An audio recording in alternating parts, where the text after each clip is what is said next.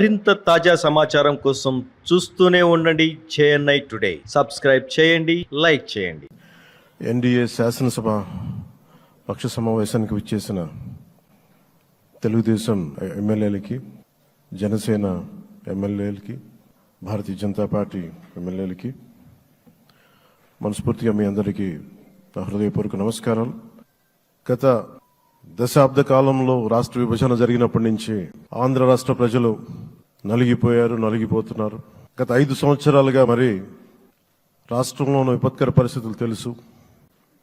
మనందరం సమిష్టిగా పోరాటం చేసి కలిసికట్టుగా ఉండి అద్భుతమైన మెజారిటీలతోటి 164 శాసనసభ స్థానాలని ఎన్డీఏ కూటమి దక్కించుకుంది.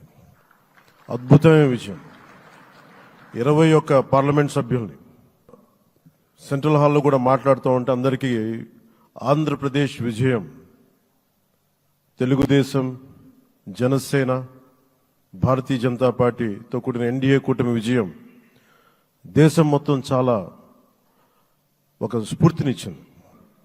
ఒక్క ఓటు చీలకుండా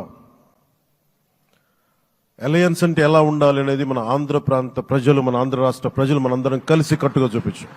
2021 మార్చి 14 ఇప్పటం సభలో నేను ఒకటే తెలియజేసుకున్నాను, ఆ ప్రభుత్వ వ్యతిరేక ఓటుని చీలనివ్వను. ఆ మాట మీద ఉన్నాం, ఆ మాట మీద నిలబడ్డాం. ఒడిదుడుకులు ఎదుర్కొన్నాం, తగ్గాం, కానీ నిలబడ్డాం. ప్రజల నమ్మకాన్ని పెంచాం. అద్భుతమైన మెజారిటీతో ఈ రోజున మనం ప్రభుత్వాన్ని స్థాపిస్తున్నాం. చాలా మాటలు ఇచ్చాం. ఇది కక్ష సాధింపులకి సమయం కాదు, ఇది వ్యక్తిగత దూషణలకి సమయం కాదు. ఇది 5 కోట్ల మంది పైగా ప్రజలు మన మీద నమ్మకాన్ని పెట్టుకున్నారు. మన మీద మనందరం ఉమ్మడిగా, మనందరం సమిష్టిగా ఆంధ్రప్రదేశ్ ప్రజలు ఏ అభివృద్ధి అయితే కోరుకుంటున్నారో మనందరం సమిష్టిగా దీన్ని ముందుకు తీసుకెళ్లాలి, అభివృద్ధి పథంలో నడిపించాలి. విద్య, వైద్యం, ఉపాధి, సాగునీరు, తాగునీరు, లా అండ్ ఆర్డర్ ఇవన్నీ చెప్పొచ్చాం. మనం బలంగా నిలబడతామని. అలాగే మేనిఫెస్టోలో, ఉమ్మడి మేనిఫెస్టోలో చాలా మాటలు ఇచ్చాం. వాటన్నిటినీ బాధ్యతగా ముందుకు తీసుకెళ్లాల్సిన అవసరం ఉంది. ఇలాంటి ఛాలెంజింగ్ టైమ్స్లో ఒక సుదీర్ఘమైన అనుభవం ఉన్న నాయకులు కావాలి. 4 దశాబ్దాల అనుభవం, అభివృద్ధి మీద అపారమైన అవగాహన, పెట్టుబడులు తెచ్చే సమర్థత, ప్రతిభ. విదేశాల్లో ఉండే నాయకుల్ని, మలేషియా దగ్గర నుంచి, సింగపూర్ దగ్గర నుంచి, యూరోప్ దగ్గర, అమెరికా నుంచి, ఆ దేశాల అధ్యక్షుల్ని తెలుగు రాష్ట్రాల వైపు దృష్టి మళ్లించేంత శక్తి, సమర్థత ఉన్న శ్రీ నారా చంద్రబాబు నాయుడు గారికి ఆయన నాయకత్వం చాలా అవసరం.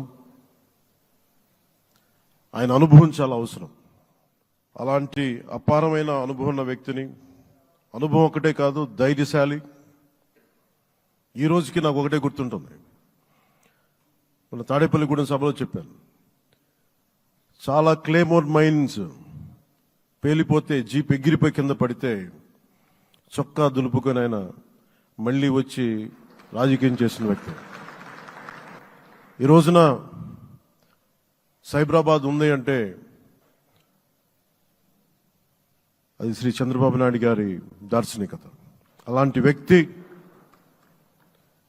ఆయన అనుభవం ఈ రోజున 2024 ఆంధ్రప్రదేశ్కి ఎన్డీఏ కూటమి తరపు నుంచి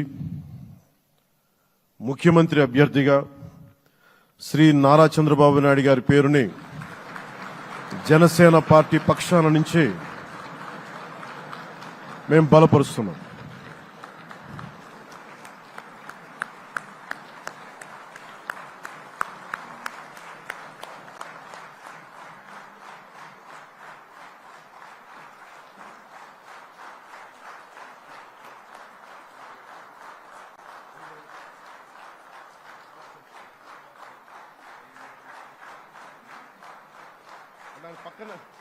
ఇది నేను ఆయన పక్కన పెట్టుకుని చెప్పాలి. ఆయన నలిగిపోయారు. నలిగిపోయారు. జైల్లో చూశాను ఆయన. పాపం భువనేశ్వర్ గారి బాధను చూశాను. నేను అనుకున్నాను, అమ్మ మీరు కన్నీళ్ళు పెట్టకండి, మంచి రోజులు వస్తాయని చెప్పిన మంచి రోజులు వచ్చినాయి. వారికి మనస్ఫూర్తిగా వారికి నా హృదయపూర్వక శుభాకాంక్షలు. మీరు అద్భుతమైన పాలన ఇవ్వాలి అందరికీ మనస్ఫూర్తిగా మీకు నేను తెలియజేసుకున్నాను సార్. సో